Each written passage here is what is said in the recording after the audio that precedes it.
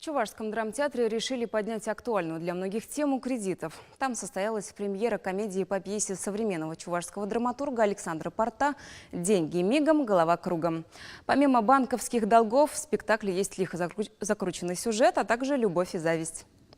Пьесу поставил молодой режиссер Василий Иванов. Действие происходит в настоящее время. После окончания пединститута девушка по имени Аксоль приезжает работать в деревню. В учительницу влюбляется местный житель Роман. Он хочет создать семью и в то же время избавиться от кредита в банке, поскольку по госпрограмме молодым сельским учителям выделяют 1 миллион рублей. Удастся ли предприимчивому ухажеру воплотить свою идею и разрешить проблемную ситуацию, зрители узнают, посмотрев спектакль.